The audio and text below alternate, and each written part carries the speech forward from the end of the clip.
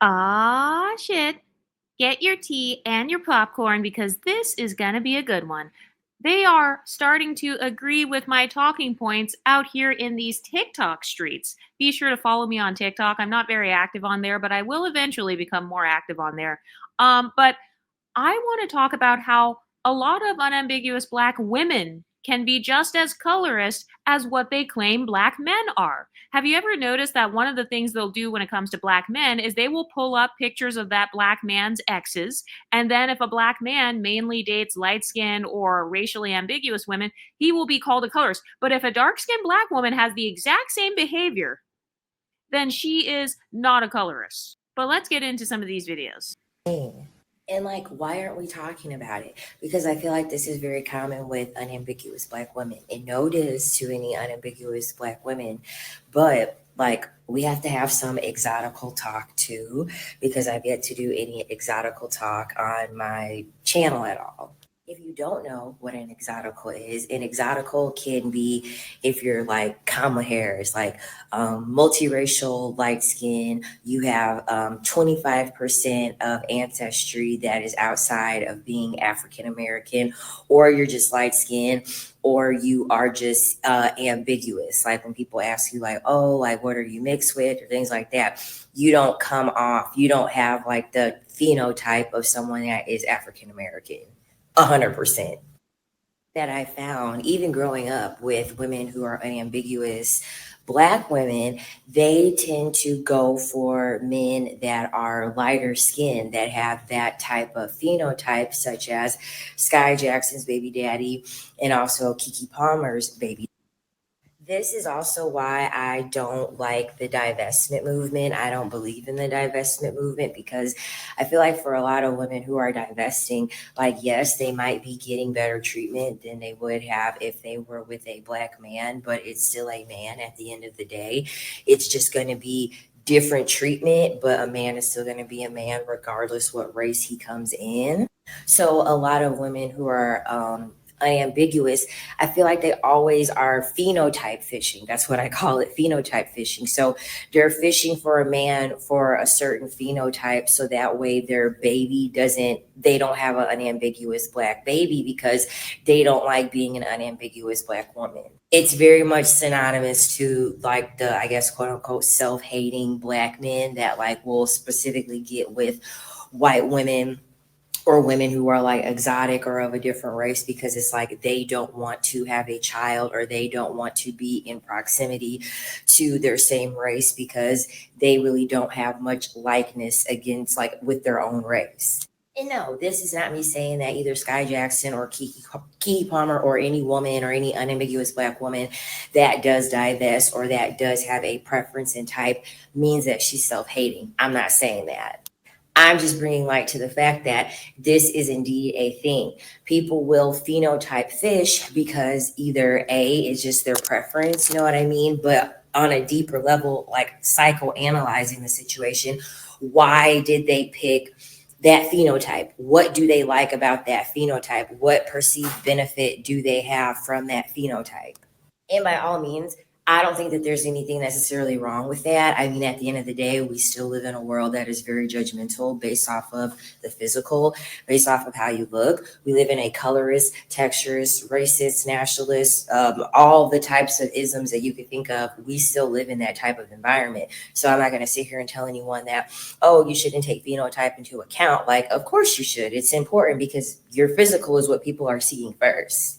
But to use phenotype and use phenotype to replace genotype, which is actually how like an influence of the person's genes and how they're going to come out, I kind of feel like, okay, having a child with this man just because he's light skinned, even though this dude is obviously no good, like he's a troublemaker, he was in a detention center. Why would you want his phenotype and why would you rate his phenotype so much higher than his genotype? Because he's already displaying the fact that he's a troublemaker. He's already displaying the fact that he's like not a good person and that he actually is like bad for society. Like the guy was in the detention center and he is clearly disrespecting her. think it's important to make the distinction and to acknowledge the fact that even though these women are celebrities, they still are normal people, and there's still things that they are going to look for based off of their trauma, based off of their experience. And for a lot of unambiguous Black women, them wanting to be with someone lighter skin is a reflection of the fact that they don't want to reproduce someone that is going to have the same experiences that they had, or maybe they feel like being closer to that phenotype gives them more status or makes them more valuable or boosts their self-esteem, despite the fact this person is not a good person for them to be with. This person is detrimental to their career, detrimental just to themselves in general. I mean, come on, like they had a whole like physical, like domestic dispute, both of them, Sky Jackson and Keke Palmer. In my opinion, no matter whether you're an exotical or unambiguous, black, white, whatever race you are, no man's phenotype is ever going to be good enough to cancel out his shitty behavior and his shitty character. So we've got someone in the comments section who says, not always true. Dark skinned men don't want dark women, and light skinned men always approach us. So basically, she's admitting that the only reason that they're with light skinned or non black men is because the dark skinned men don't want them. So it's like you didn't eat like you thought you did, sis. You're still basically saying that because you are unwanted or you feel unwanted in your own community, you're going after the other men who approach you. Also, have you ever stopped to think that some light skinned men or non black men know that you're going to throw yourself at them, and that's why they approach you, because they know that some of you guys are easy, meaning you'll pay his bills or you'll be in a hypogamous relationship like Simone Biles, Keke Palmer, Sky Jackson. But let's look at this other TikTok. A lot of colorism manifests in successful, darker skinned Black women by them choosing degenerate, colorless Black men to have children with. And this brand of colorism gets ignored a lot because colorism is typically talked about when a Black man is dating someone from a different race or dating lighter skinned women to breed out his dark skin features. Black women do this as well, especially Black women who have access to a lot of money, because they will pick somebody who is not on their level just to say they have a Black love relationship, but they have a Black love relationship that is palatable to the Black community. Because the Black community likes Black love if it's still adjacent to whiteness, meaning one of the members of that Black love couple is lighter skin or passable. As we discuss Sky Jackson and the rest of the child stars who have babies with SoundCloud rappers, we need to start just calling it out as colorism, because that's exactly what it is. Yep. Why is it that only black men can be colorists, but black women can't be colorists?